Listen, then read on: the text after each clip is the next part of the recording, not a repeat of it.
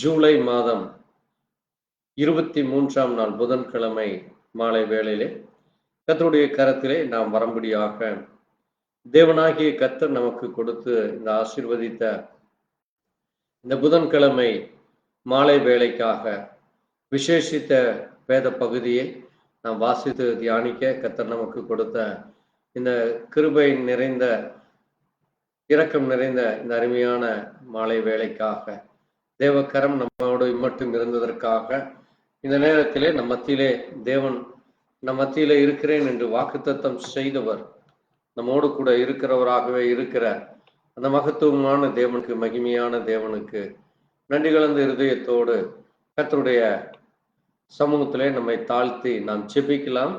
நாம் ஜெபிப்போம். ஸ்தோத்திரிக்கிறோம், ஸ்தோத்திரிக்கிறோம், ஸ்தோத்திரிக்கிறோம், ஸ்தோத்திரிக்கிறோம். ஸ்தோத்திரம் ஆண்டவரே, உம்மை துதிக்கிறோம், துதிக்கிறோம், துதிக்கிறோம், துதிக்கிறோம். அப்பா, உம்முடைய அன்பிற்காய் ஸ்தோத்திரம், உம்முடைய கிருபைக்காய் ஸ்தோத்திரம், நீர் பாராட்டின தயவுக்காய் ஸ்தோத்திரம். எங்கள் மத்தியிலே இருப்பதற்காக நன்றி செலுத்துகிறோம். இந்த மாதம் முழுவதும் எங்களை கனிமணி போல காத்ததற்காய் ஸ்தோத்திரிக்கிறோம். அப்பா, உம்முடைய அன்பு பெரியது, உம்முடைய இரக்கம் பெரியது, உம்முடைய தயவு பெரியது ஆண்டவரே. நீர் இரக்கமும் மன உருக்கமும் நீடிய சாந்தமும் தயவும் நிறைந்தவராய், மகிமையின் தேவனாய், மகத்துவம் உள்ளவருமாக இருக்கிறீரப்பா. அப்படிப்பட்ட உமக்கு நன்றி சொல்லி இந்த நல்ல நேரத்திலே தகப்பனே உம்முடைய பலத்த கரத்தில் எங்களை தாழ்த்தி ஒப்பு கொடுக்கிறோம். மனுஷன் அப்பத்தினால் மாத்திரமல்ல, தேவனுடைய வாயிலிருந்து புறப்படுகிற ஒவ்வொரு வார்த்தையிலும் பிழைப்பான் என்று சொன்னீரப்பா. நீர் வார்த்தையாயிருக்கிறீர். வார்த்தையின் தேவனாகி உமக்கு நன்றி சொல்லி உம்முடைய கரத்தில் இந்த ஆராதனை ஒப்பு கொடுக்கும். உம்முடைய பிரசன்னம், உம்முடைய வாயின் வார்த்தைகளும் எங்கள் மத்தியில இருந்து உம்முடைய தேவனாகிய கர்த்தர் நீர் பேசுகிற அந்த மெல்லிய சத்தத்தை கேட்க எங்களுக்கு இரக்கம் பாராட்டு. நீர் இதே மாறாத தேவனாய் இருக்கிறீர். இன்றைக்கும் அதே தேவனாய் இருக்கிறீரப்பா. எங்களோடு கூட இருக்கிறேன் என்று சொன்னதற்காக நன்றி சொல்லி உடைய சமூகத்திலே தாழ்த்துகிறோம். இந்த நேரத்திலே இடத்திலே கூடியுள்ள ஒவ்வொரு சகோதர சகோதரியும் கர்த்தர் ஆசீர்வதி. இதை கேட்டுக்கொண்டிருக்கிற ஒவ்வொரு தேவ பிள்ளைகளோடு கூட தேவன் பேசி அவர்களுடைய இருதயத்திலே நீர் எவ்வளவு மகத்துவமானவர், எல்லாவற்றையும் செய்ய வல்லவர், நீரே எல்லாவற்றையும் உண்டாக்கி உருவாக்கின தேவன் என்று அறிந்து கொள்ள இரக்கம் பாரா. தொடர்ந்து உடைய கரம் ஒவ்வொருவருக்கும் கிடைக்கட்டும். நாம் ஒன்று மாத்திரம் மகிமைப்படட்டும். இயேசு கிறிஸ்து என்னும் பரிசுத்த நாமத்திலே ஆமென். கர்த்தர் தாமே நம்மை ஆசீர்வதிப்பாராக. இந்த நேரத்தில் ஒரு பாடல் பாடி தேவ சமூகத்திலே நம்மை தாழ்த்தி தொடர்ந்து செய்திக்குள்ளாய் கடந்து செல்லலாம். 452வது பாடல், ஆராதனை நாயகன் நீரே, ஆராதனை வேந்தனும் நீரே என்கிற பாடல். ஆராதனை நாயகன் நீரே, ஆராதனை வேந்தனும் நீரே, ஆராதனை நாயகன் நீரே, ஆராதனை வேந்தனும் நீரே. ஆயுள் முடியும் வரை உம்மை தொழுதிடுவேன், ஆயுள் முடியும் வரை உம்மை தொழுதிடுவேன். ஆராதனை நாயகன் நீரே, ஆராதனை வேந்தனும் நீரே.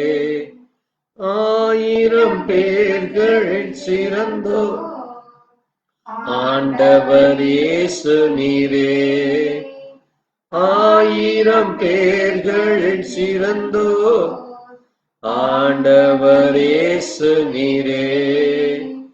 விடி வெள்ளியே எந்தன் பிரியம் நீரே, என்றென்றும் தொழுதிடுவேன். விடி வெண்ணியே எந்தன் பிரியம் நீரே, என்றென்றும் தொழுதிடுவேன். ஆராதனை நாயகன் நீரே, ஆராதனை வேந்தனும் நீரே. முடிவில்லா ராஜ்யம் அருள திரும்பவும் வருவேன் என்றீர். முடிவில்லா ராஜ்யம் அருள திரும்பவும் வருவேன் என்றீர்.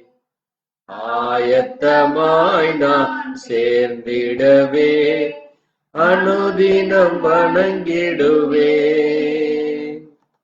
ஆயத்தமாய் நான் சேர்ந்திடவே அனுதினம் வணங்கிடுவே. ஆராதனை நாயகன் நீரே, ஆராதனை வேந்தனும் நீரே. அல்லேலூயா, ஆமென். நாம் இப்பொழுது எழுந்து நின்று பைபிளிலே மேத்யூ சாப்டர் 4 verse 10 நாம் வாசிக்கலாம். மேத்யூ 4:10.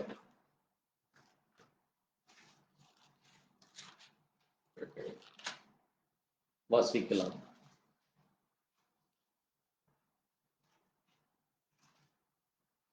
அப்பொழுது இயேசு, அப்பாலே போ சாத்தானே, உன் தேவனாகிய கர்த்தரை பணிந்து கொண்டு அவர் ஒருவருக்கே ஆராதனை செய்வாயாக என்று எழுதியிருக்கிறது என்றார். ஆமென்.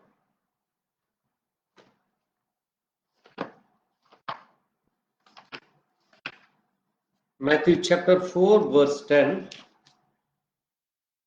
Then said Jesus unto him, Get thee hence, Satan, for it's written, Thou shalt worship the Lord the God, and him only shall thou serve. Amen. வாசித்த வார்த்தைகளை கர்த்தர் தாமே ஆசீர்வதிப்பாராக. இந்த நாளுக்கென்று நாம் தியானிக்கிற வேத பகுதி காட் ஹெட். நம்முடைய செய்தியின் தலைப்பானது காட் ஹெட். நாம் இன்னைக்கு தேவத்துவத்தை குறித்து நாம் தியானிக்க போகிறோம். அதற்கு அடையாளமாக மேத்யூ 4:10. இப்பொழுது நம்ம வாசித்த இந்த வார்த்தையிலே கர்த்தர் சொல்லுகிறார். Can you read in Malayalam? യേശു അവനോട്, സാത്താനേ, എന്നെ വിട്ടുപോ. നിന്റെ ദൈവമായ കർത്താവിനെ നമസ്കരിച്ച് അവനെ മാത്രമേ ആരാധിക്കാവൂ എന്ന് എഴുതിയിരിക്കുന്നുവല്ലോ എന്ന് പറഞ്ഞു. Okay. So when we are reading in the Bible, Lord Jesus Christ said, we have to worship the Lord the God. Lord the God. So நம்ம இப்போ இந்த தேவனாகிய கர்த்தர், தமிழிலே அது தேவனாகிய கர்த்தர் என்று எழுதப்பட்டிருக்கிறது. தேவனாகிய கர்த்தர். இங்கே தேவன் எப்படி அங்கே ஆராதனைக்குரியவர், அவர் எப்படி ஆராதனைக்குரியவர் என்று நாம் வேதத்தின் மூலமாக, ஏன் அவர் ஒருவரை மாத்திரமே, only one God, there is no more God, so we should worship, or we shall worship the Lord the God, and him only. There is no plurals. They it's not written they only. If it is written in they only, means it's a plural. It's more than 2 or 3%. So in biblically we can understand it's written only one God. It's not any 2 or 3%. It's only one person. இங்கே நாம் அறிந்து கொள்ள வேண்டிய மிக முக்கியமான காரியம், அங்கே தேவன் ஒருவரே என்று அங்கே தமிழிலே மிக அழகாக சொல்லப்பட்டிருக்கிறது. அதே போல மலையாளத்திலும் அது சொல்லப்பட்டிருக்கிறது, ஆங்கிலத்திலும் அது சொல்லப்பட்டிருக்கிறது. நம்ம இன்னும் அதற்கு comparative words we can read in Deuteronomy, in the book of Deuteronomy, as well as for Exodus we can read in Exodus chapter 20, யாத்ராகம புஸ்தகத்திலே 20ஆம் அதிகாரத்திலே we can read in Exodus book 20 verse 3, verse 2 and 3. Exodus. I am the Lord, thy God. I am the Lord, thy God. So if you read in the first verse, God spoke all these words. So it's not a man spoken. அது மனிதன் பேசப்பட்டது அல்ல. Amen. So it's spoken by the God. It's speak by the God. So இங்க பாருங்க, அங்கே அவர் சொல்லுவது ஐ ஆம் த Lord they got. அதை தமிழிலே நாம் வாசிக்கிற பொழுது உன் தேவனாகிய கர்த்தர் நானே. நீங்க அதை தொடர்ந்து வாசிக்கிறப்போ அங்கே தேவன் சொல்லுகிறார், அங்கே நீங்க என்ன செய்ய வேண்டுமாமா? verse 7 it is written, thou shall not take the name the Lord thy God in vain. Thou shall not take the name of the God in vain. வீணாய். Can you read in Malayalam? விருதா. விருதா means விருதாவாக. தமிழிலே கூட நம்ம சொல்லுவோம் விருதாவாக என்றால் என்ன? வீணாக. நம்ம சும்மா எல்லா நேரங்களிலேயும் அங்கே நீங்க சிலருடைய வாழ்க்கையில பாத்தீங்கன்னா கர்த்தாவே கர்த்தாவே என்று சொல்லிக்கொண்டே இருப்பாரு பாருங்க. அப்படி நீங்க தேவனுடைய நாமத்தை நீங்க வீணிலே வழங்கக்கூடாது. ஏனென்றால் அங்கே தேவ நாமமானது it's holy. God name is it's holy, it's mighty. அது தேவன், அது மகிமையானவர். நம்ம எல்லா காரியத்திற்கும் தேவனுடைய நாமத்தை அங்கே நம்ம உச்சரிக்கிறது மிகவும் கவனத்தோடு உச்சரிக்க வேண்டும். எந்த இடத்திலே எப்பொழுது நம்ம தேவனை அங்கே உச்சரிக்க வேண்டும் என்று கவனத்தோடு இருக்க வேண்டும். சரி, இன்றைக்கு நாம் தியானிக்க போகிற இந்த தேவத்துவத்தை குறித்து நம்ம தொடர்ந்து நாம் தியானிக்கலாம். பாருங்க, பைபிள்ல நம்ம வாசிக்கிறப்போ இன் சாம் புக்ஸ் 14:1 அங்கே ஒரு காரியத்தை தாவீது சொல்லுகிறார். சாம் book 14:1.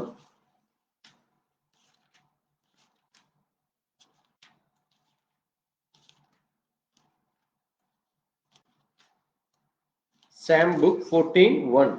The fool has said in his heart, there is no God. There is no God. So we are not a foolish people. We are believing God. We are believing God. அப்போ பாருங்க, தேவனுடைய பிள்ளைகளாகிய நாம் ஒரு மதிகட்டவன் அல்ல. We are not a fool. நம்ம தேவனை குறித்து அறியாதவர்கள் அல்ல, நாம் அறிந்திருக்கிறோம். ஆனால் இந்த தேவன் யார் என்று அறிய வேண்டும். We should know who is the real God. Who is the God? What is his name? What is he is doing? What is he did? And what is at present he is doing? And in future what he is going to do? இது நம்ம அறிந்து கொள்ள வேண்டும். தேவன் என்ன செய்தார், இப்பொழுது என்ன செய்து கொண்டு இருக்கிறார், இனி என்ன செய்ய போகிறார் என்று தேவனுடைய பிள்ளைகளாகிய நாம் அறிந்து கொள்ள வேண்டும். பாருங்க, அதனாலதான் அங்கே the verse 2 says, the Lord looked down from the heaven upon the children of men to see if there were any that did understand and seek God. So we should understand the God. Amen. தேவன் யார் என்று நாம் அறிந்து கொள்ள வேண்டும், புரிந்து கொள்ள வேண்டும். தேவனை நம்ம சரியானபடி அறிந்து கொள்ளவில்லை என்றால் நாமும் என்ன ஆகிவிடுவோம்? Just like a fool. பாருங்க, அப்போ நம்ம ஒரு ஃபூலாக தேவன் நம்மை படைக்கவில்லை. நம்ம தேவனை குறித்து சரியானபடி அறிந்து கொள்ள வேண்டும். அது மட்டுமல்ல, அங்கே தேவனை தேடுகிற உணர்வு, அதை தமிழில் நம்ம வாசிக்கிறப்போ வாசிக்கலாம். 14:2 தமிழிலே வாசிக்கலாம். பாருங்க, if see so to see if there were any. பாருங்க, யாராவது. அப்போ தேவன் இந்த பூமியிலே மனிதனை படைத்து வைத்து மனிதன் தேவனை தேட வேண்டும் என்று விரும்புகிறார். ஆமென். மனிதன் என்ன செய்கிறான்? தேவனை தேடாதபடி இந்த உலக காரியங்களிலே, உலகத்திலே காணப்படுகிற தான் விரும்பினதை, தனக்கு பிடித்ததை, தான் செய்ய நினைப்பதை அவன் தன்னுடைய யோசனையின்படி, தன்னுடைய சிந்தையின்படி அவன் செய்து கொண்டிருக்கான். He's thinking his own way. He's doing his own thoughts. He's doing all the iniquity things. Everything is against the God word. அவன் தன்னுடைய சொந்தத்திலே அவன் சுயமாக செய்து தேவனுக்கு பிரியமில்லாத காரியத்தை, தேவனுடைய வார்த்தைக்கு விரோதமான காரியத்தை செய்து அவன் பாவத்திலே மரித்து போகிறான். அப்ப இப்படிப்பட்ட இந்த மனிதர்களை அங்கே தேவன் இந்த பூமியிலே ஒரு நோக்கத்திற்காக அங்கே படைத்து அவர்களை அங்கே தேவன் தான் யார் என்று அறியும்படியாக அவர்களுக்கு அந்த ஞானத்தை கொடுக்கிறார். அதனாலதான் புத்தி என்று வேதம் சொல்லுகிறது. கர்த்தரை அறிகிற அறிவு, கர்த்தரை தேடுகிறது, கர்த்தருக்கு பயப்படுகிறது ஞானத்தின் ஆரம்பம், ஞானத்தின் ஆரம்பம் என்று. பாருங்க, இன்னொரு காரியத்தை நம்ம வாசிக்கிறப்போ இந்த புக் ஆஃப் நம்பர்ஸ் 23:19 ஒரு வார்த்தை சொல்லப்பட்டு இருக்கிறது. நம்பர் 23:9 நம்ம வாசிக்கிறப்போ, நான் சீக்கிரம் வாசிக்கிறேன், ஏன்னா நமக்கு டைம் மிக அதிக நேரம் எடுத்துக்கொள்ளலாம். இருந்தாலும் அதை நான் சுருக்கமாக வாசிக்க நான் உங்களுக்கு சொல்லுகிறேன். நம்பர்ஸ் 23:19 பாருங்க, அங்க சொல்லி இருக்குது, God is not a man, God is not a man and he should lie. God is not a man that he should lie, neither the son of man that they should repent, that he has said and shall he not do it, or hath he spoke and shall he not make it good. பாருங்க, பொய் சொல்ல தேவன் ஒரு மனிதன் அல்ல, மனம் மாற அவர் ஒரு மனுபுத்திரரும் அல்ல, அவர் சொல்லியும் செய்யாதிருப்பாரோ, அவர் வசனித்தும் நிறைவேறாதிருப்பாரோ என்று சொல்லப்பட்டிருக்கிறது. அப்போ தேவன் அங்கே ஆதியிலே அவர் மனிதனாக மாம்ச சரீரத்திலே இந்த பூமியிலே இல்லை. அதுதான் அதனுடைய அர்த்தம். தேவன் ஒரு மனிதன் அல்ல என்பது, தேவன் என்றால் என்ன என்று நம்ம முதலாவது நம்ம அறிந்து கொள்ள வேண்டும். So who is God? What is the meaning for the God? தேவன் என்றால் என்ன என்று நாம் அறிந்து கொள்ள வேண்டும். அதைத்தான் அங்கே இன் புக் ஆஃப் ஜான், நம்ம புதிய ஏற்பாட்டிலே யோவான் எழுதின சுவிசேஷம் 4ஆம் அதிகாரத்திலே John 4:24 we can read. John 4:24. தேவன் ஆவியாய் இருக்கிறார். போதும், அதை ஆங்கிலத்திலே வாசிக்கிறோம் பாருங்க. God is a spirit. God is a spirit, not the spirit. The spirit means and it's a particularly for that, but it is a spirit. A என்றால் ஒன்று, நம்ம எல்லோருக்கும் தெரியும், A என்பது ஒன்றை குறிக்கிறது. அப்போ பாருங்க, God is a spirit and that worship him must worship him in spirit and in truth. அவரை தொழுது கொள்கிறவர்கள் பாருங்க, if you are going to worship him, நம்ம எப்படி வர்ஷிப் பண்ண வேண்டுமாமா? ஹிம் இன் ஸ்பிரிட், அவருடைய ஆவியினாலே. ஆமென். அப்போ தேவனுடைய ஆவி நமக்குள்ள இருக்கும் பொழுது மட்டும்தான் நம்ம அந்த உண்மையான தேவனை தொழுது கொள்ள முடியும். அப்ப தேவனுடைய ஆவி நமக்குள்ள உண்மையா இருக்கிறதா, அந்த உண்மையான தேவனை நம்ம தொழுது கொள்கிறோமா என்று நாம் இன்றைக்கு அறிந்து கொள்ள வேண்டும். Are you really worshipping the real God? Are you really understanding the real God? Are you know the who's the real God என்று நம்ம இன்னைக்கு நம்ம தியானிக்க போகிறோம். பாருங்க, இங்க இன்னொரு காரியத்தை நீங்க வாசிக்கிறப்போ, இந்த ஸ்பிரிட் என்பது அது எப்படிப்பட்டதாக இருக்கிறதாமா? In chapter Hebrew 9:14 say, Hebrew 9th chapter, book of Hebrew 9th chapter 24 verse. If you read in the chapter 9:24, அங்கே சொல்லப்பட்டிருக்கிறது, வாசிக்கலாம். வாசிப்போம்.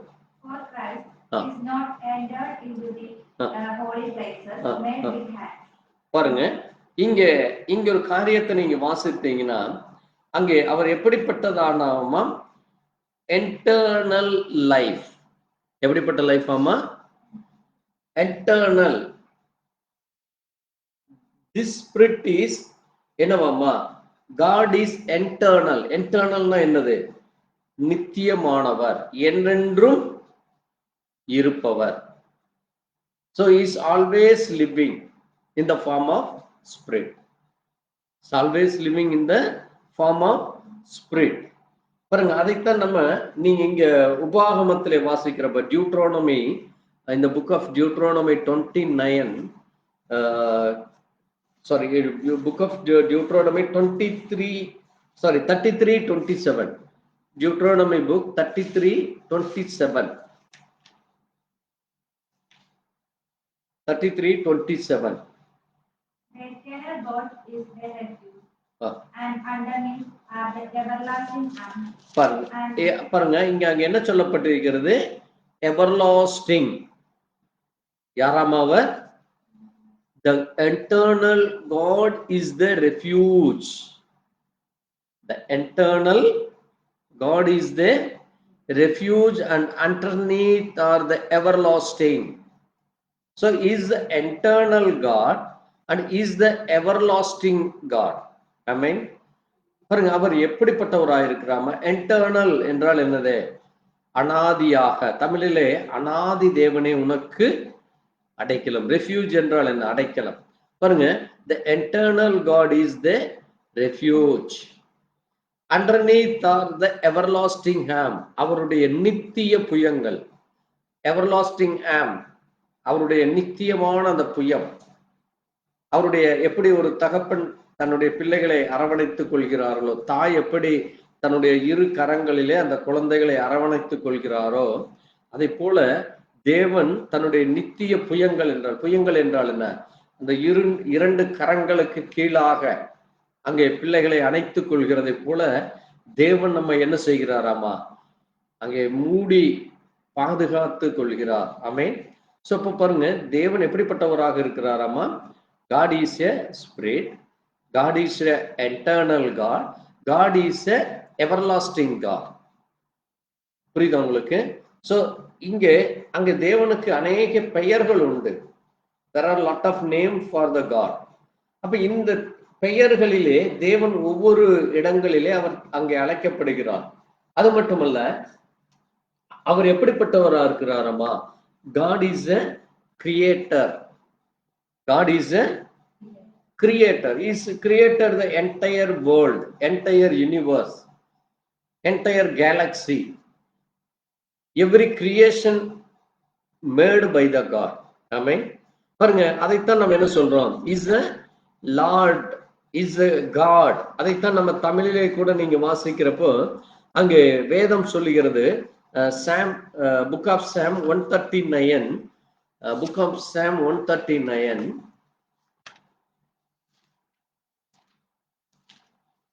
book of Psalm 139, if you read 7 to 10, அங்க தேவன் தன்னை குறித்து ஒரு முக்கியமான ஒரு காரியங்களை பேசிக்கொண்டு வருகிறார். 139 7 to 10ல நீங்க பார்க்கிறப்போ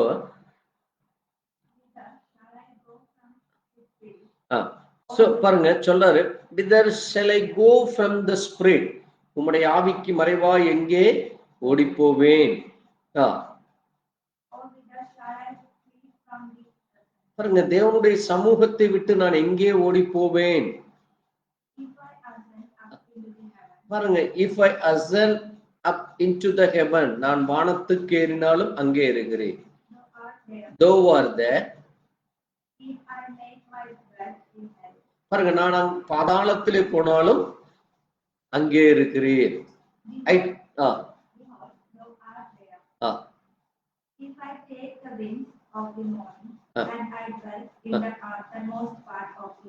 பாருங்க, அங்கே நான் செட்டைகளை எடுத்துக்கொண்டு சமுத்திரத்தின் கடையாந்திரங்கள் என்னது அட்டர்மோஸ்ட் பார், அங்கே எத்தனை லட்சம் கோடி கிலோமீட்டர் கீழே, பூமிக்கு கீழே, கடலுக்கு கீழே நீங்க போனாலும் அங்கேயும் இருக்கிறேன். ஆமேன். பாருங்க, அதுதான் தேவன். சோ அதனுடைய அர்த்தம் என்ன? இஸ் த யாராமா அவரு? Omnipresent. OMNIPRESENT, omnipresent. Omnipresent. ஓமினி பிரசன்ட்னா என்னது? எங்கும் நிரம்பி இருப்பவர், எல்லா இடத்திலேயும் இருக்கிறவர். பாருங்க, இஸ் ஓமினி பிரசன்ட். அது மட்டுமல்ல, பாருங்க அங்க வேதம் சொல்லுகிறது in Second Chronicles, book of Second Chronicle, verse 2:6. Second Chronicle 2:6, 2 நாளாகமம் வாசிக்கலாம். 2 நாளாகவும் 2:6 வாசிப்போம்.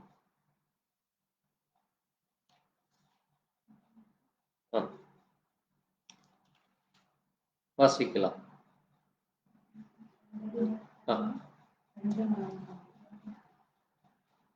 2:6.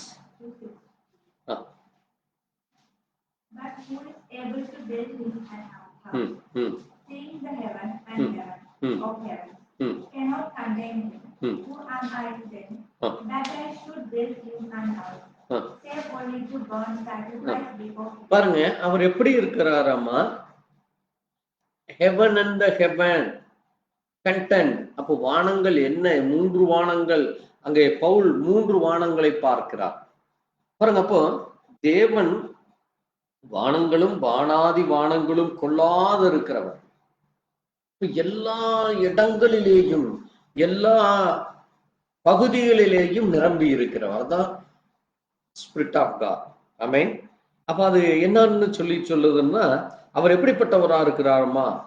எல்லா இடங்களிலும், அதான் Omni present.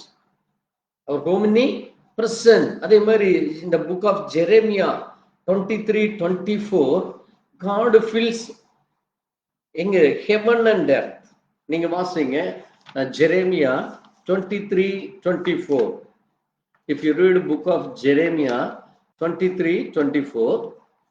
Can any hide himself in secret places, that I shall not see him, says the Lord.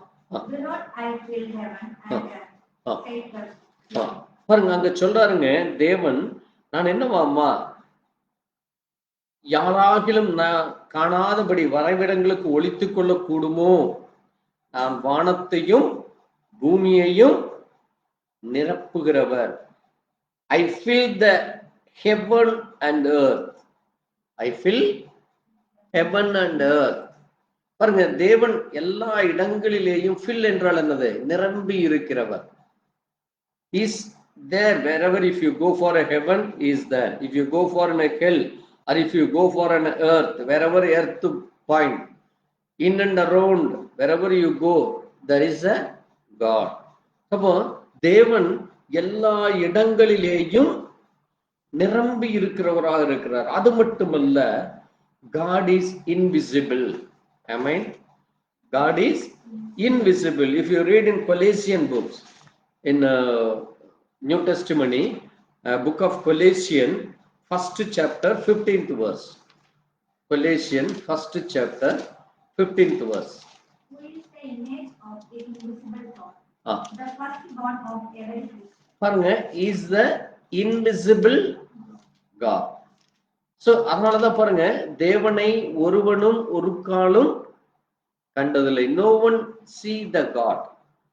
தேவனை ஒருவனும் ஒரு காலும் கண்டதில்லை. Because he is the form of spirit. இப்போ தேவன் நமக்குள் இருக்கிறார் என்பதை we cannot prove. If anybody asks you where is God, but we are believing God is with us, God is in us, God is dwell with me, but I cannot prove that where is God. If anybody asking me, I cannot prove them God is with me, God is inside me, because they seeing my face and my flesh form only. So பாருங்க, யாராவது என்னிடத்துல தேவனை காட்டுங்க, தேவனை காட்டினால் நான் நம்புகிறேன் என்று சொன்னால் நம்ம தேவனை காட்ட முடியாது. Because now he is in the form of Holy Spirit. Jesus Christ is now in the form of Holy Spirit. பாருங்க, அதனாலதான் தேவனை ஒருவனும் ஒரு காலம் கண்டதில்லை.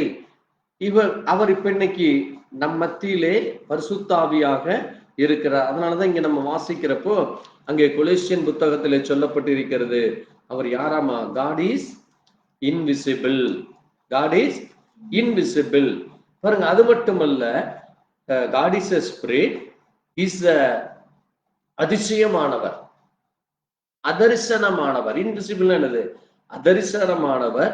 அவருக்கென்று ரூபம் இல்லாதிருந்தது. நீங்க ஆங்கிலத்திலே இந்த புக் ஆஃப் டியூட்ரானமி 4:12 நீங்க வாசிக்கிறப்ப God has no similitude.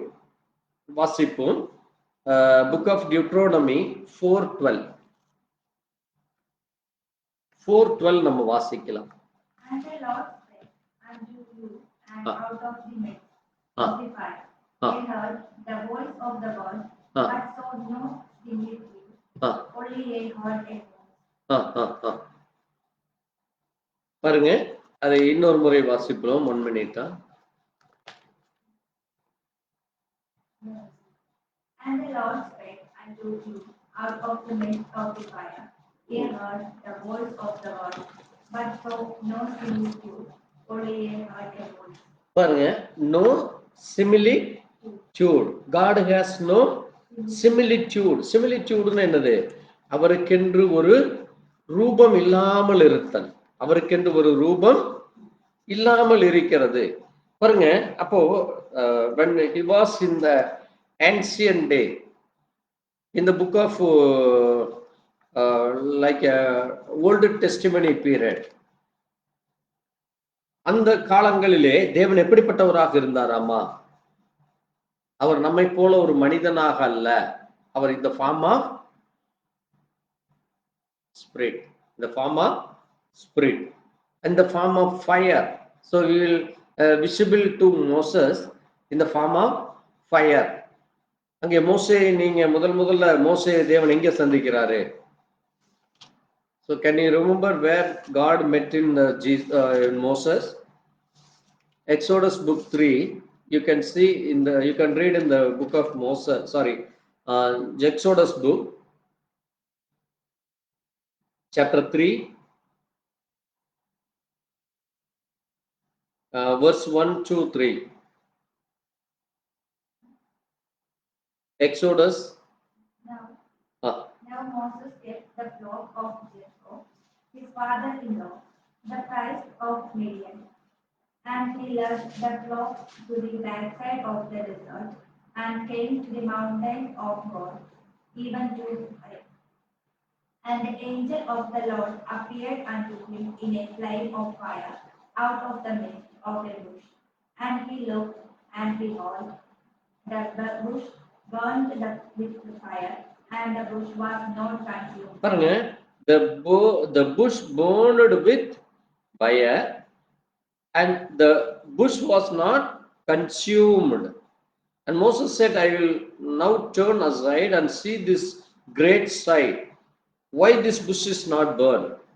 And when the God saw the turn aside to see, God called him and out of the midst of the bush. So இப்ப பாருங்க, தேவன் எங்கே இருக்கிறாராமா? அந்த முட்செடிகள் எரிகிற அந்த அக்கினியின் நடுவிலே நின்று அங்கே மோசேயை கூப்பிடுகிறார். மோசேயை இஸ் காலிங் மோசஸ். பாருங்க, அப்போ தேவன் எப்படி இருந்தார் அன்றைக்கு? எரிகிற அக்கினி நடுவிலே இருக்கிறார். அவரை அது பற்றி எரியாது. இப்ப நம்ம ஒரு அக்கினியில நின்னா என்ன ஆயிரும்? We will burn. If we are in the midst of the fire, because our flesh and hair and our body will fire, other it will burn like anything. ஏனென்றால் இந்த சரீரமானது அது மாம்சத்திலே உண்டானதுனால அது அக்கினியிலே தாங்கி போகாமல் அது அழிந்து போய்விடும். ஆனால் தேவன் அவர் ஒரு ஃபார்ம் ஆஃப் ஸ்பிரிட்டாக இருப்பதனால், மைட்டி காடாக இருப்பதினால் அங்கே அவர் அந்த அக்னி நடுவிலே இருக்கிறார். அது போலத்தான் அங்கே சாத்ராக், மேஷாக், ஆபேத்நேகோ அவர்கள் மத்தியிலேயும் தேவன் இருந்தார். ஆமென். அங்கே தேவன் அக்னியாக இருந்து அவர்களை பாதுகாக்கிறார். பாருங்க, அப்போ பழைய ஏற்பாட்டிலே தேவன் என்ன செய்கிறாராமா? எல்லோரோடு கூட அங்கே அவர் பரிசுத்தாவியான் பாமாக ஆவியானவராக அங்கே இருக்கிறார். அதனாலதான் பாருங்க, 1 யோவான் 4:12, the first John, book of 1 John 4:12. If you read in the book of 1 John 4:12, அங்கே சொல்லுகிறார். பாருங்க, யோவான் என்ன சொல்லுகிறார் என்றால், வாசிங்க.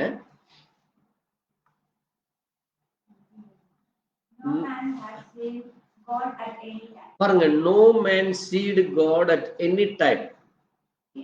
பாருங்க, இதைய வச்சுட்டு தான் இன்னைக்கு நிறைய பேர் சொல்லுவாங்க, அது எப்படி தேவனை ஒருவரும் கண்டதில்லைன்னு சொல்லியிருக்கே, அப்ப மோசே தேவனை கண்டாரே. How Moses saw God, how Moses talked with God, how God is talked with Moses. But here it is mentioning God, no man has seen God. How it is possible? So because of this word, people are murmuring and people are blaming God. People are not accepting the biblical word. பாருங்க, அது பைபிளிலே எழுதப்பட்ட வார்த்தைகள், அது அதிசயமானது, அது மறைமுகமாக இருக்கிறது. All are hidden things. ஏனென்றால் தேவன் என்ன செய்கிறார் என்றால், தன்னை ஜனங்களோடு பேச வெளிப்படுத்த அவர் அநேக இடங்களிலே தன்னை மறைத்து பேசுகிறார். அதைத்தான் இங்க பார்க்கிறப்ப, no man had seen God at any time if we love one another. நீங்க எப்ப பார்க்க முடியுமாமா தேவனை? If you love one another, God dwell in us. அவர் நம்ம மத்தியிலே நமக்குள் நிலைத்திருக்கிறார். And his love is perfect in us. அந்த அன்பு நமக்குள்ளே பூரணப்படும், பர்ஃபெக்ஷன் ஆகிறது. அப்ப பாருங்க, தேவனை ஒருவனும் ஒரு காலம் கண்டதில்லை. ஆனால் தேவன் என்னவாக இருந்தாராமா? எங்கும் இருந்தார். Is omnipotent, is omnipresent, is the everlasting God, is the eternal God, is the creator, is the spirit, is the only one God. அது மட்டுமல்ல, தேவனுக்கு பழைய ஏற்பாட்டிலே அநேக பெயர்கள் இருந்தது. Jehovah Nissi, Jehovah Shammah, Jehovah Rapha, Jehovah Shalom. இது ஒவ்வொன்றுக்கும் ஒரு அடையாளம் இருக்கிறது, ஒரு பெயர் இருக்கிறது. அது அந்தந்த நேரத்தில் அந்த இடத்திற்கு தகுந்தது போல அவரை அப்படி அழைத்தார்கள். அப்போ Jehovah also not a God name, it's a title name of God. Jehovah also is a title name of God, it's not a real name.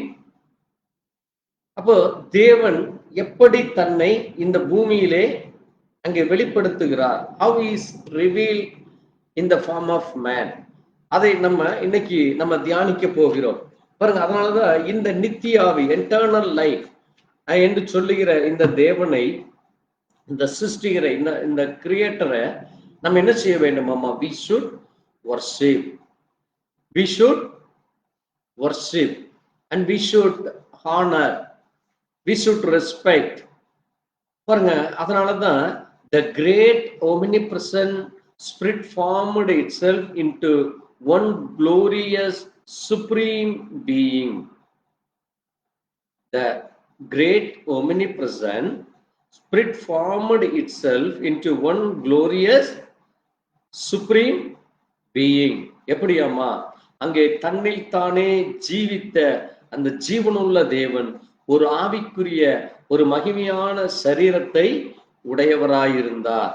அதைத்தான் நம்ம வாசிக்கிறப்ப அங்கே அப்போஸ்தலனாகிய பவுல் 1 தீமோத்தேயு 6th chapter, in the book of 1 தீமோத்தேயு 6th chapter, பாருங்க, பவுல் அதை காண்கிறார். அவர் எப்படிப்பட்டவராக இருந்தார் என்று பவுல் நமக்கு அதை விவரித்து சொல்லுகிறார். வாசிக்கலாம். 1 தீமோத்தேயு 6th chapter 16.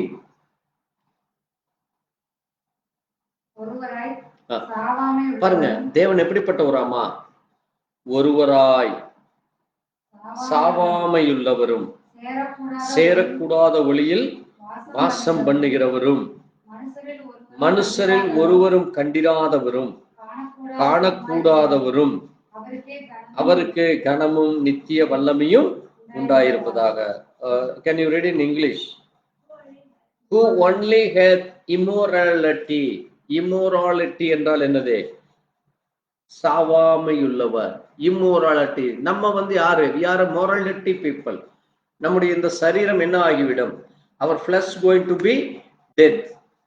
இந்த சரீரம் மரித்து விடும். பட் தேவனுடைய சரீரம் மரிக்காது. அதனாலதான் இயேசு கிறிஸ்து அங்கே அந்த சரீரம் மரித்தாலும் 3ஆம் நாளிலே அவர் உயிரோடு எழுந்தார். இந்த third day Jesus was rise up because he is the real God. பாருங்க, அதனாலதான் who only had immorality dwelling in the light with no man can approach unto, whom no man can see nor can see, to whom be honor and power everlasting.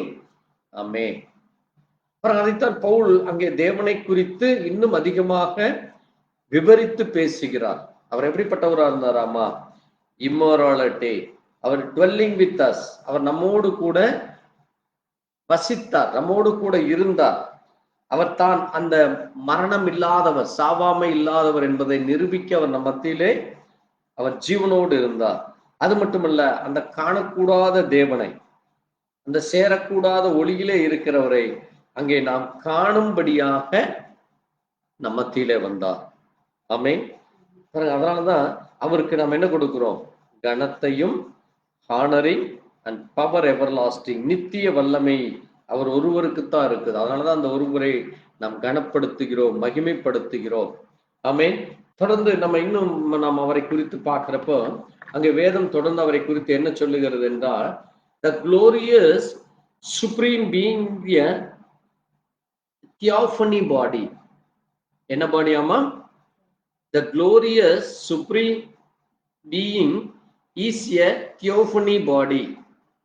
அந்த பாடிக்கு பேர் என்ன பாடி? Theophany. THEOPHANCY,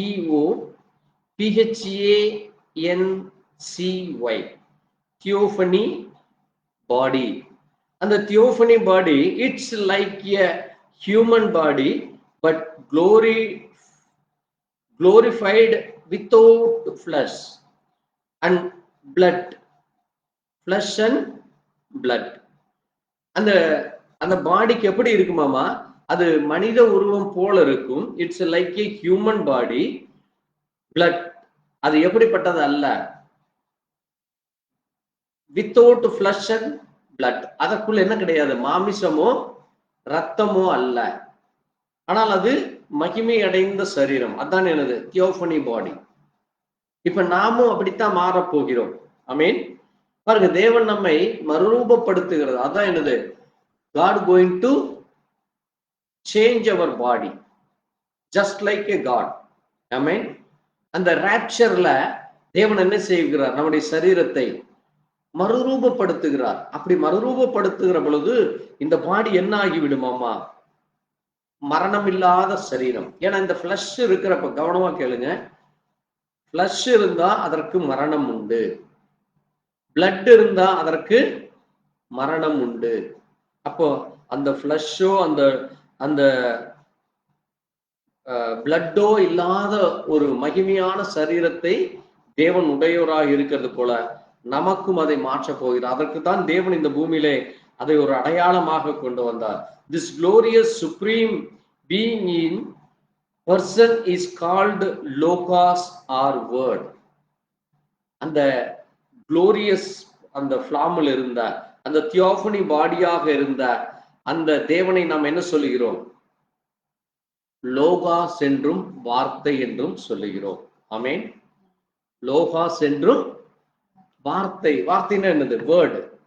நீங்க வாசிங்க John, book of John, first chapter, book of John, first chapter, first verse.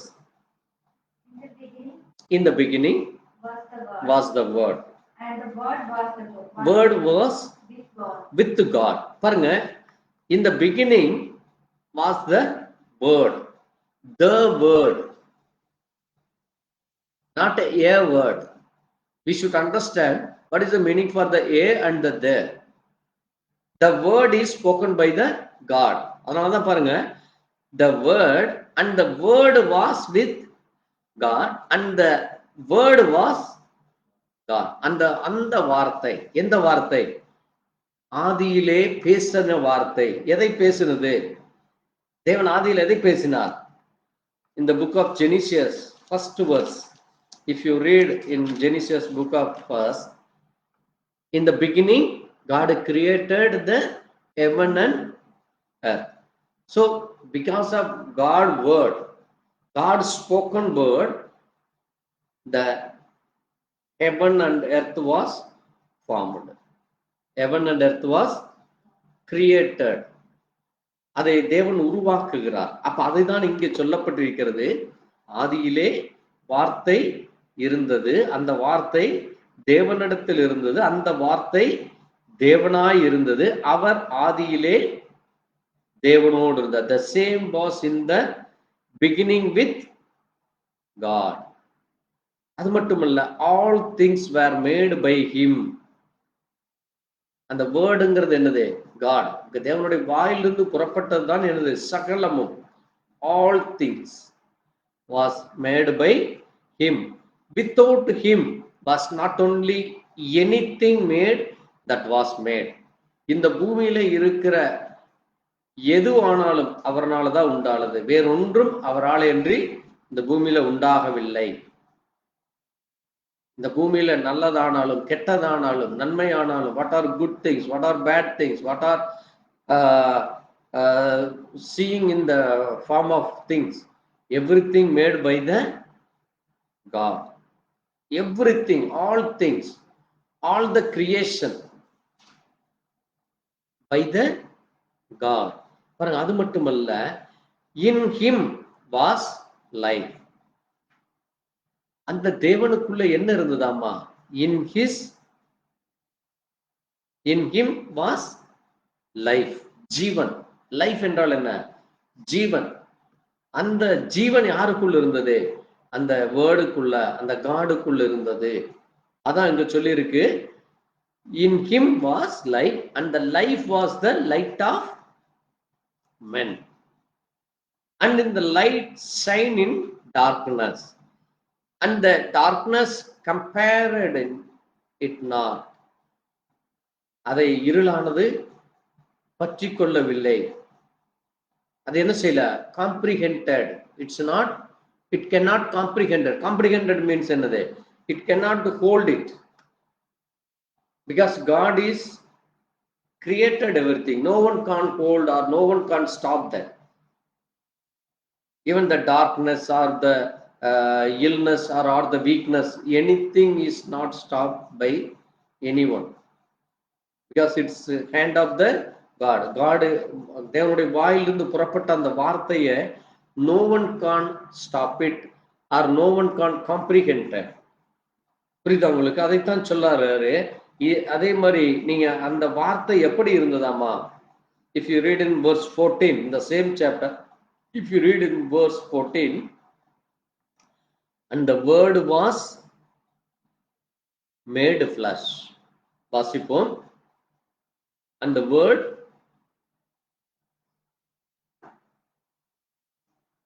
read in the verse 14 in Tamil, Malayalam, English, மூணுலே வாசிக்கலாம்.